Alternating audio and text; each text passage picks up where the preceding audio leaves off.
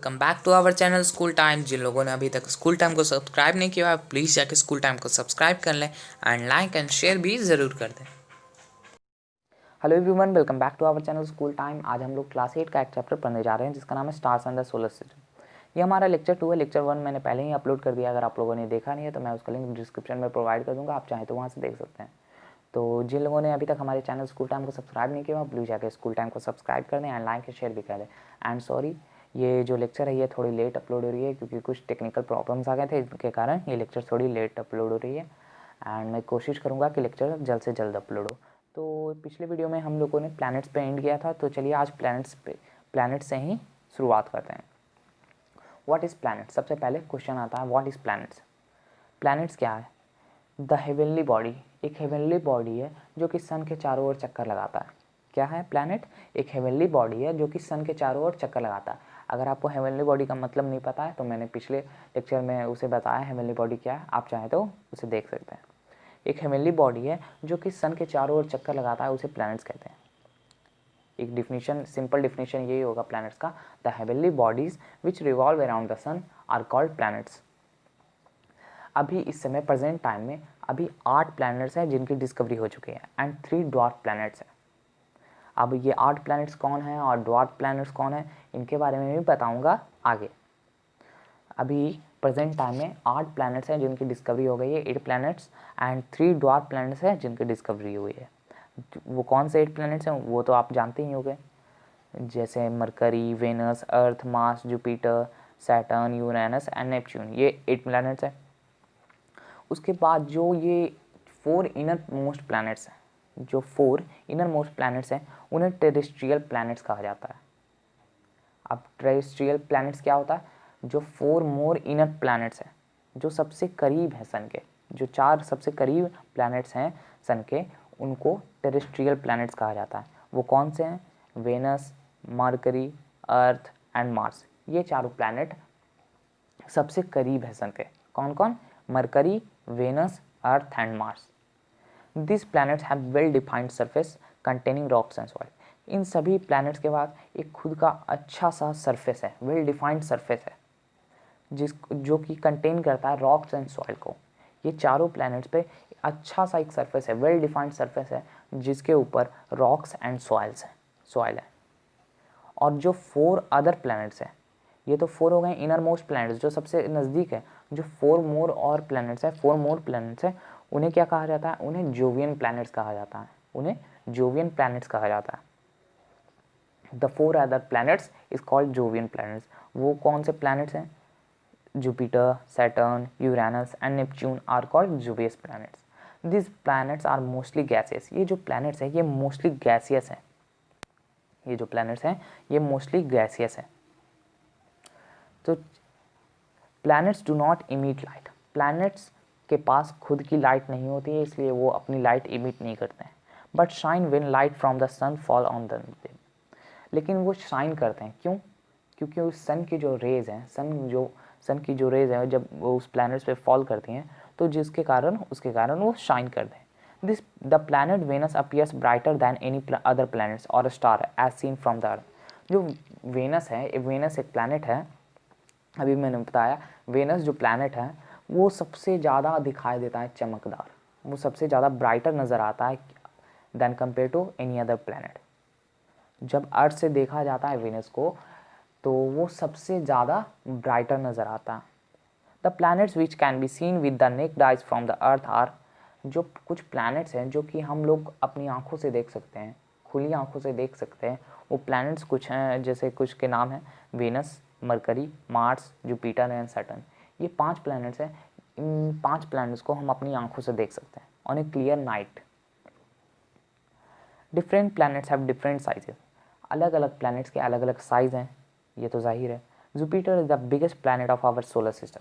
Jupiter हमारे solar system का सबसे बड़ा प्लैनेट है। Jupiter is so large that about 1300 Earths can be placed in it. Jupiter इतना साइज में बड़ा है कि उसकी जगह पर 1300 अर्थ 1300 अर्थ प्लैनेट उसके जगह पर रख सकते हैं, उसके जगह पर प्लेस कर सकते हैं। सोचो कितना बड़ा होगा। अर्थ ही इतना बड़ा है तो जुपिटर कितना बड़ा होगा। अर्थ का 1300 मल्टीप्लाई कर दो अर्थ के साइज के बराबर। Mercury is the smallest planet. Mercury है वो सबसे छोटा प्लैनेट है। Mercury is nearest to the sun. Mercury है जो वो सन के सबसे नज़दीक है, while Neptune is farthest from the sun. लेकिन जब नेपच्यून है वो सबसे दूर है सन से, farthest from the sun. Each planet revolves around the sun in its own orbit. हर प्लैनेट सन के चारों ओर चक्कर लगाता है, वो अपनी ऑर्बिट में चक्कर लगाता है। ऑर्बिट क्या है ये भी मैं बताऊंगा। अभी इतना सिर्फ जान लो कि जितने भी प्लैनेट्स हैं यूनिवर्स में, मतलब मेनली हम लोग 8 के बारे में जानते हैं और 3 ड्वार्फ प्लैनेट्स हैं, वो सन के चारों ओर अपनी ऑर्बिट में रिवॉल्व करते हैं। Different planets take different time interval to complete one revolution around the sun. अलग अलग प्लैनेट्स हैं, जितने भी प्लैनेट्स हैं उन सभी का टाइम इंटरवल बहुत अलग है। एक कंप्लीट रिवॉल्यूशन करने में सब अलग अलग टाइम इंटरवल को कवर करते हैं।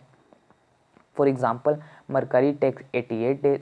जैसे कि एग्जांपल में है कि मरकरी 88 डेज में अर्थ का रिवॉल्यूशन कंप्लीट कर लेता है, लेकिन अर्थ 365.6 डेज लगाता है अर्थ कंप्लीट करे में। And Neptune takes 165 years to complete one revolution. लेकिन नेपच्यून वो 165 ईयर्स लेता है वन रिवॉल्यूशन कंप्लीट करने में सन के चारों। Planets also rotate their about their on axis. Planets अपने एक्सिस पे भी रोटेट करते हैं। Different planets take different time interval to complete one rotation. अलग अलग प्लैनेट्स अलग अलग टाइम इंटरवल कवर करते हैं, अलग अलग टाइम इंटरवल है उनका कंप्लीट करने का। एक रोटेशन उनका कंप्लीट करने का अलग अलग टाइम इंटरवल है। The period of rotation of Jupiter is minimum 9 hours. जो जुपिटर है सबसे बड़ा प्लैनेट है, उसे अपने रोटेशन कंप्लीट करने में 9 आवर्स एंड 55 मिनट्स लगते हैं। Whereas that of Venus is maximum 243 days. लेकिन वेनस की बात करें तो वो अपने रोटेशन कंप्लीट करने में, अपने एक्सिस पे रोटेट करने में, वन कंप्लीट एक्सिस करने में वो 243 डेज लगा देता है। The time taken by the planet to complete one rotation about its axis is called its period of rotation. जो टाइम लगता है एक रोटेशन कंप्लीट करने में अपने एक्सिस पर, उस टाइम पीरियड को कहा जाता है period of rotation. Some planets have one or more natural satellites. Natural satellites क्या है? नेचुरल सैटेलाइट्स मतलब मून। कुछ प्लैनेट्स के पास एक या एक से अधिक नेचुरल सैटेलाइट्स हैं, लेकिन कुछ के पास नेचुरल सैटेलाइट हैं भी नहीं। जैसे कि example, moon is the natural satellite of earth. जैसे अर्थ का नेचुरल सैटेलाइट मून है। अब हम लोग नेचुरल सैटेलाइट के बारे में पढ़ते हैं। What is natural satellite? A solid heavenly body that revolves around the planet is called it's natural satellite. एक सॉलिड हेवनली बॉडी है, एक हेवनली बॉडी है जो कि प्लैनेट के चारों ओर रिवॉल्व करता है। वो उस प्लैनेट का नेचुरल सैटेलाइट कहा जाता है। जैसे कि अर्थ का नेचुरल सैटेलाइट मून है, क्योंकि मून अर्थ के चारों ओर रिवॉल्व करता है। Natural satellite are also called moons. Natural satellite को मून्स भी कहा जाता है। Some planets do not have any satellite. कुछ प्लैनेट्स ऐसे भी हैं जिनके पास नेचुरल सैटेलाइट हैं ही नहीं। Where some others have more than one satellites. लेकिन कुछ के पास एक से ज़्यादा सैटेलाइट्स हैं। Mercury and Venus do not have any satellite. Mercury और वेनस के पास एक भी खुद का नेचुरल सैटेलाइट नहीं है। Earth has only one satellite. Earth के पास एक सैटेलाइट है खुद का, जिसे हम लोग मून कहते हैं। Saturn has 62 satellite. सैटर्न के पास अभी तक 62 सैटेलाइट्स है जो खोज किए हुए हैं। सैटर्न के पास अपने 62 सैटेलाइट हैं। Jupiter has in all 67 satellite. Jupiter के पास 67 सैटेलाइट्स हैं। Natural satellite do not have light of their on. Natural satellite के पास खुद का लाइट नहीं होता है। नेचुरल सैटेलाइट का खुद का लाइट नहीं होता, लेकिन वो सनलाइट को रिफ्लेक्ट करते हैं, जिसके कारण वो शाइनिंग नज़र आते हैं, शाइनिंग अपीयर होते हैं। अब जानते हैं प्लैनेट्स के बारे में। जो 8 प्लैनेट्स हैं उनके बारे में जानते हैं। सबसे पहले मरकरी, जिसे हम लोग बुध भी बोलते हैं। मरकरी और Budh is the closest to the sun. जो मरकरी है, जिसको हम बुध बोलते हैं, वो सन के सबसे नज़दीक है। It completes its revolution around the sun in 88 days. वो अपना रिवॉल्यूशन कंप्लीट करता है 88 डेज में, सबसे शॉर्ट टाइम लेता है कंप्लीट करने में। Mercury has thin atmosphere, Mercury के पास अपना एक थिन एटमॉस्फेयर है। So heat and light from the sun reaches its surface directly. इसके कारण, उसके थिन एटमॉस्फेयर के कारण जो सन के रेज हैं, सन के जो किरणें हैं, वो डायरेक्टली पड़ती हैं मरकरी के सरफेस पे। The surface of moon is facing the sun receives maximum heat and light. जो सरफेस है मरकरी का, जिस तरफ फेस किया हुआ रहता है, फेस कर रहा है सन के तरफ, फेस जो सरफेस कर रहा है मरकरी का, वो मैक्सिमम हीट एंड लाइट को रिसीव करता है, जिसके कारण उसका टेम्परेचर 427 डिग्री सेल्सियस तक हो जाता है। The other side of mercury does not get any heat and light. लेकिन जो पीछे वाला साइड है, जो बैक साइड है मरकरी का, जिस तरफ अभी हीट एंड लाइट नहीं आ रहा है, तो उस जगह बहुत ज़्यादा ठंडी रहती है। उसका टेम्परेचर अबाउट -173 डिग्री सेल्सियस तक चला जाता है। There is yet no proof of life on Mercury. अभी तक लाइफ का कोई भी प्रूफ नहीं मिला है मरकरी पे। अब पढ़ते हैं वेनस, जिसको हम लोग शुक्र कह जाते हैं। Venus is the next planet nearest to the sun. Venus Mercury के बाद अगला प्लैनेट है, मरकरी के बाद का प्लैनेट है जो कि सबसे नज़दीक है सन पे। Its size is nearly equal to that of the Earth. इसका साइज लगभग अर्थ के बराबर है। It completes revolution around the sun in 225 days. ये सन के चारों रिवॉल्यूशन, ये कंप्लीट रिवॉल्यूशन कंप्लीट करने में इसको 225 डेज लग जाते हैं। The sun rises on the Venus in the west and sets in the east. जो सन है वेनस पे, वो राइज होता है वेस्ट में, लेकिन सेट होता है ईस्ट में, जबकि अर्थ पे उल्टा होता है, सन राइज होता है ईस्ट में और सेट होता है वेस्ट में। Venus is covered with an atmosphere consisting of mainly carbon dioxide and small quantity of oxygen and water vapour. Venus का जो एटमोसफेयर है वो मेनली कार्बन डाइऑक्साइड से बना हुआ है एंड कुछ अमाउंट में वाटर वेपर एंड ऑक्सीजन भी है। The atmosphere of Venus reflects most of the sunlight falling of it. जो एटमोसफेयर है वेनस का, वो अधिकतर रिफ्लेक्ट कर देता है, अधिकतर जो रेज हैं उनको रिफ्लेक्ट कर देता है। That is why Venus is the brightest object in the sky. इसके कारण वेनस है जो ब्राइटेस्ट ऑब्जेक्ट है स्काई में। After that sun on the moon. Sun के बाद वेनस ही है जो सबसे ब्राइटेस्ट ऑब्जेक्ट है स्काई में। Venus is also called a shining planet. Venus को शाइनिंग प्लैनेट भी कहा जाता है। Venus is the hottest planet. इसका टेम्परेचर अबाउट 480 डिग्री सेल्सियस होता है, hotter than the Mercury. Mercury से भी ज़्यादा गर्म होता है। क्यों मरकरी से ज़्यादा गर्म होता है? आपके मन में ये सवाल आ रहा होगा, क्योंकि आपने तो पढ़ा कि अभी मरकरी सबसे नज़दीक प्लैनेट है सन का, तो सबसे ज़्यादा तो वही हीट गेन करेगा। नहीं, क्यों?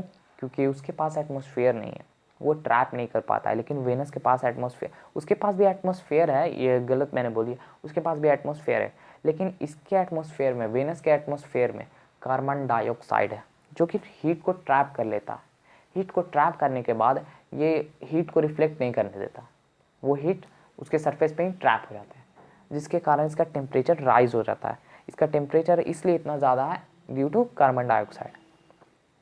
अभी तक वेनस पे भी लाइफ का कोई एविडेंस नहीं मिला। अब पढ़ते हैं हमारी पृथ्वी के बारे में, अर्थ के बारे में। Earth is the third planet in the order of distance from the sun. Earth तीसरे नंबर पर आता है, तीसरे प्लैनेट पे आता है in the order of distance from the sun. Sun से दूरी के मामले में तीसरे नंबर पर प्लैनेट आता है Earth. Therefore it receives lesser light and heat than Mercury and Venus. इसके कारण ये जो अर्थ है इस पर कम लाइट एंड हीट रिसीव होता है then compare to Mercury and Venus. Earth atmosphere extend up to 200 kilometre from the earth surface. Earth का जो एटमॉस्फेयर है वो अर्थ सरफेस से 200 किलोमीटर ऊंचा तक रहता है, 200 किलोमीटर ऊपर तक रहता है। The Earth atmosphere near it contains 78.03% nitrogen. Earth का एटमॉस्फेयर है उसमें करीबन 78.03% नाइट्रोजन है, 20.9% ऑक्सीजन है एंड 0.03% कार्बन डाइऑक्साइड, एंड जितने भी बाकी बचे वो अदर गैसेस है, which only allows only a part of this heat and light to reach it surface.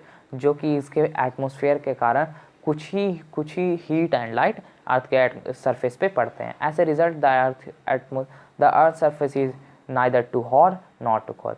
इसके कारण अर्थ का सरफेस ना ही ज़्यादा गर्म है ना ही ज़्यादा ठंडा। मिनिमम टेम्परेचर -88 डिग्री सेल्सियस रहता है and maximum temperature 58 degree Celsius रहता है। Ozone layer in the Earth atmosphere absorbs the harmful radiations coming from the sun and protect life on the Earth. Ozone का जो लेयर है, जो अर्थ के atmosphere है, वो हार्मफुल रेडिएशन को एब्जॉर्ब कर लेता है। हार्मफुल रेडिएशन मतलब अल्ट्रावायलेट रेज को एब्जॉर्ब कर लेता है। कौन? ओजोन लेयर, जो कि सन से डायरेक्टली आती है। और जो वो क्या, ओजोन लेयर अगर अल्ट्रावायलेट रेज को ओजोन लेयर एब्जॉर्ब नहीं करेगा तो वो डायरेक्ट अर्थ के सरफेस पे पहुंचेंगे, जिसके कारण स्किन कैंसर होने का चांस रहता है। स्किन कैंसर हो सकता है, वो बहुत हार्मफुल रेज रहते हैं ultraviolet rays. The size of the Earth and its distance from the sun are the two major favourable factors for life to originate and exist on the Earth. जो size है अर्थ का और distance है किससे? सन से, वो दो मेजर फेवरेबल फैक्टर्स हैं जिससे लाइफ का यहाँ ऑरिजिन है, लाइफ एग्जिस्ट करती है। Earth has all condition required for the existence of life on it. Earth के पास जितने भी कंडीशन है, जितने भी रिक्वायर्ड कंडीशन है जो कि लाइफ के लिए, एग्जिस्टेंस के लिए ज़रूरी है, वो सभी कंडीशन है। Earth revolves around the sun in 365.6 days. Earth sun के चारों ओर 365 दिन और 6 घंटे में एक रिवॉल्यूशन कंप्लीट करता है सन के चारों।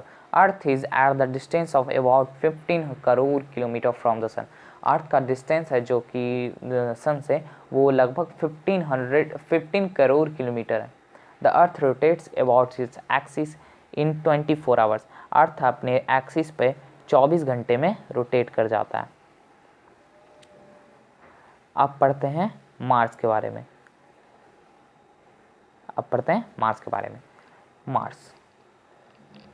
Mars is the fourth planet in the order of और distance from the sun.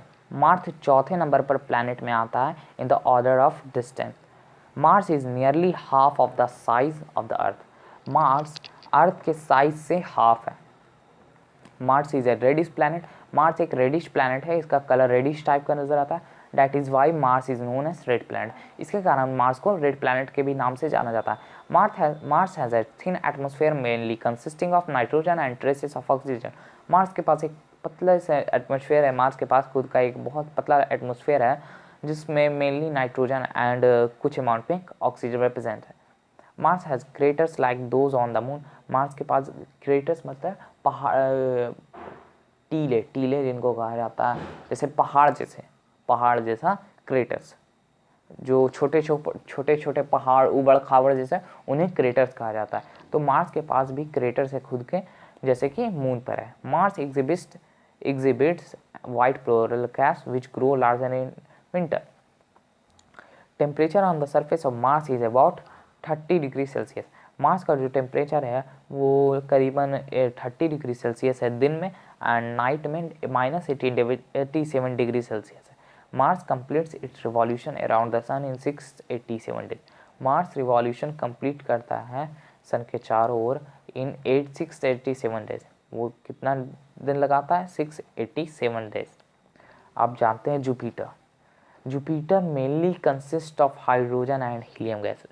Jupiter mainly consist करता है, अपने अंदर रखता है हाइड्रोजन एंड हीलियम गैस को।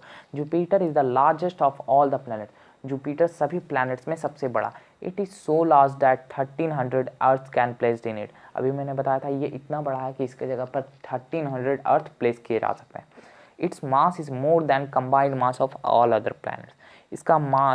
इसका जो मास है वो जितने भी प्लैनेट्स हैं, 8 प्लैनेट, जितने भी 7 प्लैनेट्स बाकी हैं जुपिटर को छोड़ के, उन सभी का मास को अगर जोड़ भी दिया जाए, कंबाइन कर दिया जाए, तो उससे ज़्यादा मास है किसका? जुपिटर का। Due to its large mass it exerts a strong gravitational pull on nearby object. क्योंकि इसका मास ज़्यादा है, इसके कारण ये बहुत स्ट्रॉन्ग ग्रेविटेशन फोर्स लगाता है अपने आसपास के ऑब्जेक्ट्स पे। Its distance from the sun is about 778 million kilometres. इसका डिस्टेंस है सन से करीबन 77.8 crore kilometres. The distance is more than the sum of distance of the Mercury, Venus, Earth and Mars. ये डिस्टेंस इतना ज़्यादा है कि Mercury, Venus, Earth and Mars का जो डिस्टेंस है उन सभी का अगर सम भी कर दिया गया कंबाइन करके उससे भी ज़्यादा है इसका डिस्टेंस सन से। Jupiter appears brightest of all the planets except the Venus. Jupiter सभी प्लैनेट्स में भी ब्राइटेस्ट नज़र आता है लेकिन वेनस को छोड़ के, एंड समटाइम्स द मार्स, और कभी कभी मार्स, कुछ कभी कभी the Venus and the Mars, कभी कभी मार्स को छोड़ के। It is due to reflection the falling sunlight by its thick atmosphere. ये किसके कारण होता है? वो सनलाइट उसके जो सरफेस पे पड़ते हैं, उसके थिक एटमोसफेयर पे पड़ते हैं, उसके कारण होता है, वो रिफ्लेक्शन के कारण होता है। The most distinguish feature of the Jupiter is it's great red spot. जो मोस्ट सबसे बड़ा उसका एक फीचर है वो है कि जुपिटर के सरफेस पे ग्रेट रेड स्पॉट नज़र आता है। It is believed in to be storm in its atmosphere. ये बिलीव किया जाता है कि उसके एटमोसफेयर में एक बहुत बड़ा एक स्टॉर्म है। स्टॉर्म मतलब आंधी। Jupiter has 15 confirmed moons. Jupiter के पास खुद के 50 मून्स है, 50 मून्स है। 70 अदर्स आर अंडर कन्फर्मेशन। जो 17 मून्स है वो अभी कंफर्म नहीं हुए हैं, अंडर कन्फर्मेशन है। इट हैज़ फेंट रिंग्स अराउंड इट। उसके पास एक फेंट रिंग्स है, जैसे सैटर्न के पास है ना फेंट रिंग्स है, वैसा ही इसके पास भी है। सैटर्न जिसको सनी बोला जाता है। Saturn was known too early astronomer. Saturn सबसे पहले एस्ट्रोनॉमर को पता चला था। Saturn is similar in size, mass and composition of the Jupiter. Saturn size और मास में और कंपोजिशन में सिमिलर है जुपिटर के, but is cooler than Jupiter. लेकिन ये जुपिटर से ज़्यादा ठंडा है। The distance of the Saturn from the sun is nearly double its the distance between the Jupiter and the sun. इसका डिस्टेंस है सन से वो करीबन दुगना है जुपिटर के डिस्टेंस से। जो जुपिटर जितने डिस्टेंस पर है सन से उसका दुगना है सैटर्न का distance from the sun. Saturn has most visible and beautiful rings that encircle the planet. Saturn के पास एक बहुत अच्छे तरह से दिखाई देने वाला एक ब्यूटीफुल रिंग, बहुत सुंदर रिंग है जो कि उसे उस प्लैनेट को इनसर्कल मतलब घेरे हुए रखता है। Saturn has 53 confirm moons and 9 under confirmation moons. Saturn के पास खुद के 53 मून्स है एंड 9 मून्स है वो अभी कंफर्म नहीं हुआ, अंडर कंफर्मेशन है। आप जानते हैं यूरेनस के बारे में। Its diameter is less than half of that of earth. Uranus का जो डायमीटर है यूरेनस का, उसका डायमीटर अर्थ के से आधा है, करीबन आधा है। Its distance from the sun is nearly double the distance of the Saturn from the sun. इसका डिस्टेंस है सन से वो सैटर्न के डिस्टेंस है, सैटर्न जितने दूरी पर है सन से उसके करीबन डबल है। Hydrogen and methane gas have been detected in the atmosphere of Uranus. Hydrogen and methane gas है उसके एटमॉस्फेयर में अभी तक डिटेक्ट हो चुके हैं। 27 moons of the Uranus have been discovered so far. अभी तक 27 मून्स डिस्कवर्ड हो चुके हैं यूरेनस पे। अब पढ़ते हैं लास्ट प्लैनेट जिसको ये नेपच्यून कहा जाता है। Neptune is the 8th planet of the सन।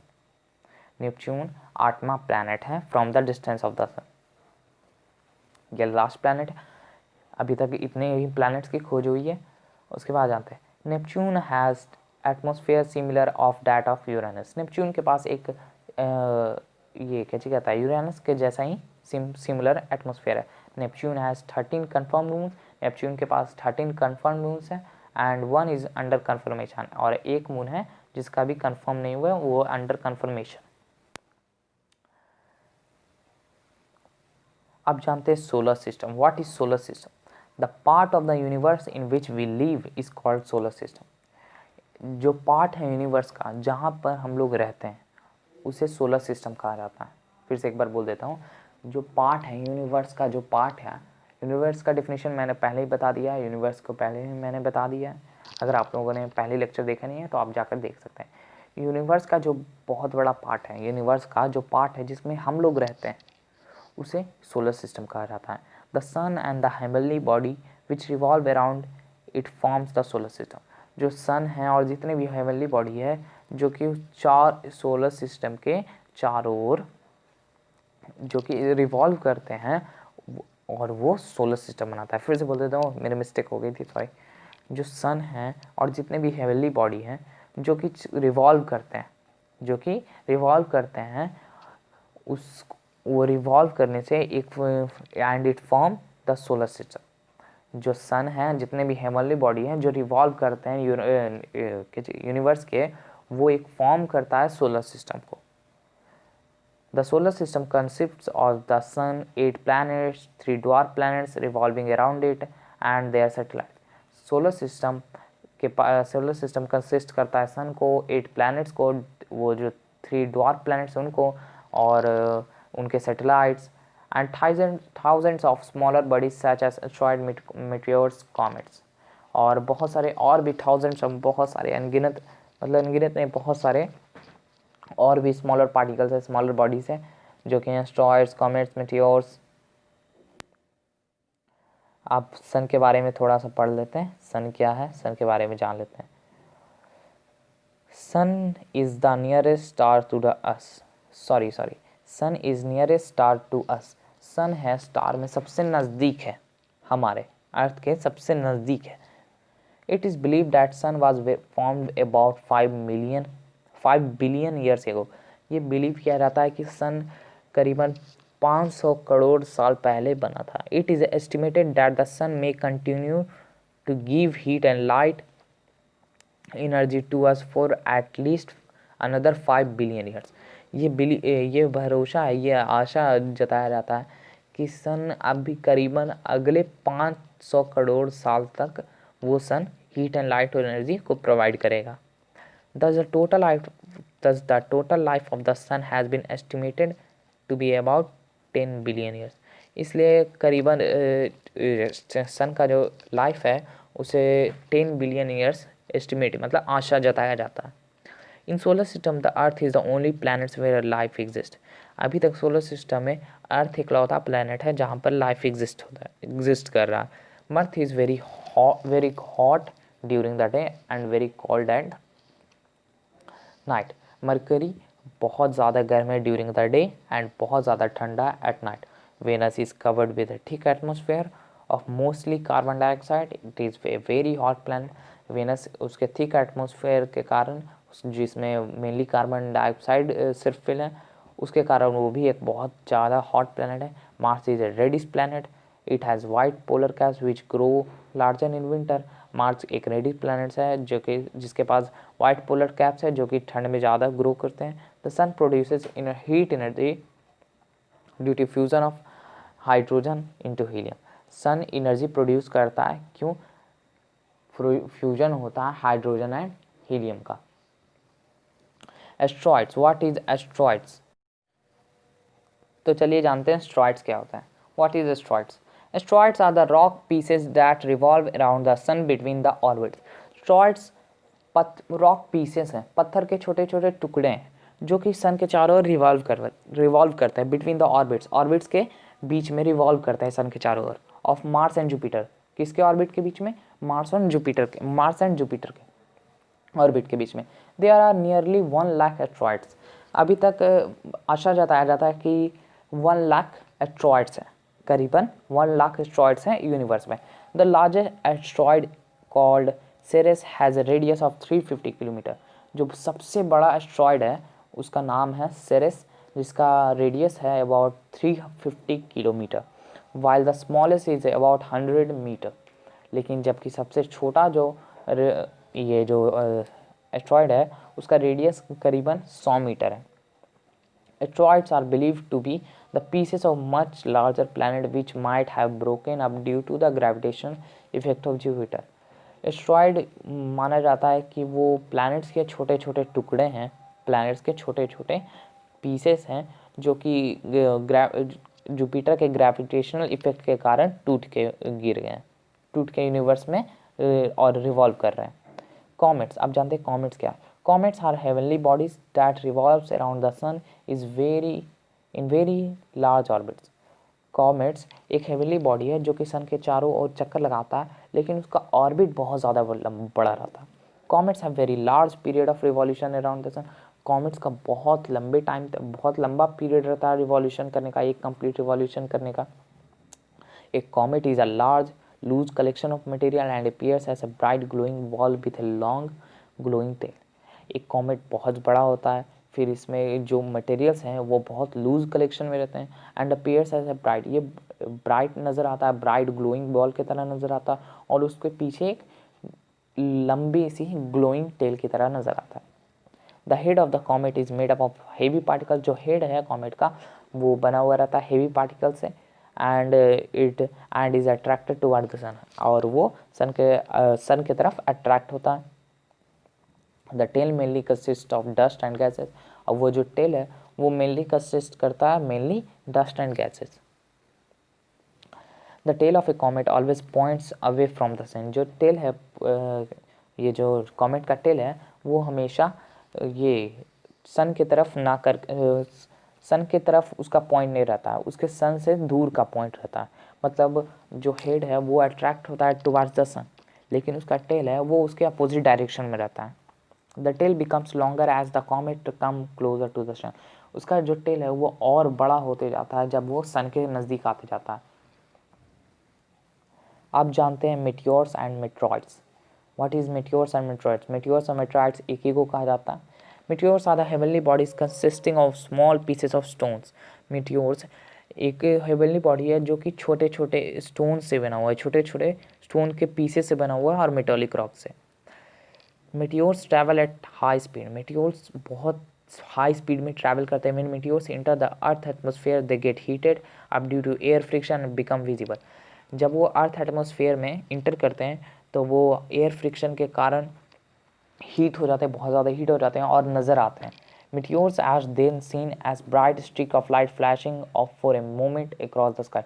इसके कारण meteors जब एयर मतलब अर्थ के एटमॉस्फेयर में इंटर करते हैं तो फ्रिक्शन के कारण वो बहुत हीट हो जाते हैं और वो एक ब्राइट स्टार की तरह ब्राइट एक स्ट्रीक ऑफ लाइट की तरह नज़र आते हैं, जो कि फ्लैशिंग है for a moment across the sky, जो कि आपने देखा होगा टूटता जा रहा है जिसको कहते हैं। देखा होगा कि आप जब वो गिरता है तो वो उसके पीछे एक बहुत बड़ा फ्लैश की तरफ नज़र फ्लैश मतलब क्या, टॉर्च का जो फ्लैश रहती है, टॉर्च की जो फ्लैश रहती है उसी की तरह नज़र आता है, लेकिन उसका बहुत ज़्यादा ब्राइट रहता है। क्यों? क्योंकि वो एयर फ्रिक्शन के कारण वो जल जाता है, एक तरह से पूरी तरह से जल जाता है और वो हीट करने बहुत मतलब फायर फ्लेम्स निकलने लगते हैं और उसके पीछे फ्लैश की तरह नज़र आता है। The part of a meteor which does not burn on its entry into the Earth's atmosphere and lands on the Earth is called meteoroid। जो पार्ट है जब वो अर्थ के एटमॉस्फेयर पे इंटर करता है तो वो मतलब ऑलमोस्ट पूरी तरह से जल जाता है, लेकिन जो पार्ट नहीं जलता है उसके एंट्री होने के बाद जो अर्थ के एटमॉस्फेयर पे लैंड होता है उसे मेटेरॉइड कहा जाता है। Meteoroids have size varying from small pebbles to big rocks weighing a few stone. Meteors का साइज बहुत छोटा होता है देन कंपेयर टू मीटियोर्स का। मीटरॉइड्स का साइज बहुत छोटा होता है। अब हम लोग जानते हैं आर्टिफिशियल सैटेलाइट के बारे में। What is artificial satellite? A man made object circulating around a planet is called it's artificial satellite. एक मैन मेड, एक आदमी के द्वारा बनाया गया, मतलब हम लोग के द्वारा बनाया गया ऑब्जेक्ट, एक मैन मेड ऑब्जेक्ट है जो कि एक प्लैनेट के चारों ओर सर्कुलेट करता है, एक प्लैनेट के चारों ओर सर्कुलेट करता है, उसे आर्टिफिशियल सैटेलाइट कहा जाता है। First artificial satellite called Sputnik 1, जो पहला आर्टिफिशियल सैटेलाइट है जिसको स्पेस में भेजा गया था उसका नाम है स्पुतनिक 1, बस launch by the east while USSR on October 4, 1957। वो लॉन्च हुआ था यूएसएसआर के द्वारा, यूएसएसआर में, एंड कब हुआ था? 4 अक्टूबर 1957 में। Since then many countries have launch large number of artificial satellite. इसके बाद बहुत सारे कंट्री ने अपना सैटेलाइट बहुत सारे नंबर में, बहुत सारी संख्या में सैटेलाइट भेजा आर्टिफिशियल सैटेलाइट को। Most of these satellites revolve around the earth. इसमें से ज़्यादा अधिकतर सैटेलाइट्स हैं जितने भी भेजे गए हैं वो ज़्यादातर अर्थ के चारों ओर से रिवॉल्व करते हैं। The first India satellites named Aryabhata, जो पहला सैटेलाइट है इंडिया का वो जिसका नाम था आर्यभट्टा, वॉज लॉन्च्ड ऑन 19 अप्रैल 1975। वो लॉन्च हुआ था कब? 19 अप्रैल 1975 में। Thereafter India has launch many satellite. उसके बाद इंडिया ने बहुत सारे सैटेलाइट लॉन्च किए, जैसे कि कुछ सैटेलाइट हैं जिनके नाम बता देता हूँ जो आर्यभट्टा के बाद लॉन्च हुए थे, जैसे Bhaskara 1, Rohini, APPLE, SROSS 3 sorry. उसके बाद India also launch the series of satellite under INSAT programme, जैसे INSAT 1, INSAT 1A, INSAT 1B, INSAT 1C, INSAT 1D and many more. जो इनसैट आपको समझ में नहीं आएगा, INSAT, इसका मतलब क्या है? Indian national satellite. इनका मतलब है Indian national satellite. Types of artificial satellite. अब आर्टिफिशियल सैटेलाइट के टाइप्स पढ़ना है। इसके 2 टाइप्स होते हैं, एक होता है जियो स्टेशनरी सैटेलाइट्स, एक होता है sun synchronous satellite. Sun synchronous satellite, synchronous satellite. आप जानते हैं जियो स्टेशनरी सैटेलाइट्स क्या है? Geostationary satellites appears to be stationary at a fix point relative to the earth. Geostationary satellite है, वो दिखाई देता है कि वो एक फिक्स पॉइंट पे फिक्स है, मतलब स्टेशनरी स्थिर है। रिलेटिव टू किसके रिलेशन में, किसके रिलेटिव में? अर्थ के रिलेटिव में। The period of revolution of the geostationary satellite is 24 hour. जो जियो स्टेशनरी सैटेलाइट का रिवॉल्व करता है अर्थ के चारों ओर, वो करीब 24 घंटा में करता है, 24 घंटा में।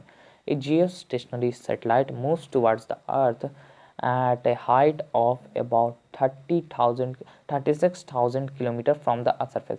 जो जियो स्टेशनरी सैटेलाइट है, जियो स्टेशनरी सैटेलाइट है, वो अर्थ के चारों ओर मतलब रिवॉल्व करता है at a height of 36,000 kilometre from the earth surface. Geostationary satellite को किस लिए यूज़ करा जाता है? मतलब जियो स्टेशनरी सैटेलाइट को सैटेलाइट कम्युनिकेशन के लिए यूज़ करा जाता है। सॉरी, बाय मिस्टेक हो गया था। जियो स्टेशनरी जो सैटेलाइट है, वो सैटेलाइट के कम्युनिकेशन के लिए यूज़ किया जाता है, यूज फॉर सैटेलाइट कम्युनिकेशन। जैसे कि टीवी हो गया, सेलुलर फ़ोन हो गए, फैक्स हो गए, ETC और भी बहुत सारे। उसके बाद अब हम लोग पढ़ते हैं यूजेज ऑफ आर्टिफिशियल सैटेलाइट। अब यूजेज क्या है आर्टिफिशियल सैटेलाइट के? Artificial satellite are used for weather forecasting. जो आर्टिफिशियल सैटेलाइट हैं वो वेदर फोरकास्टिंग में यूज़ होते हैं। उसके बाद सैटेलाइट के कम्युनिकेशन में यूज़ होते हैं, मतलब cellular phones, long distance phone, fax, ETC। उसके बाद television and radio transmission, for locating mineral resource, underground water and for land mapping, इन सभी में यूज़ होता। Collecting information about their planets, about other planets and about the outer space। ये information collect करने में use होता है दूसरे प्लैनेट्स का और आउटर स्पेस का। तो आई होप आप लोग को वीडियो अच्छी लगी होगी, आपको लेक्चर पसंद आया होगा। तो आपको अगर लेक्चर पसंद आया होगा तो प्लीज़ हमारे चैनल स्कूल टाइम को सब्सक्राइब कर दें, लाइक कर दें और शेयर कर दें। So thank you.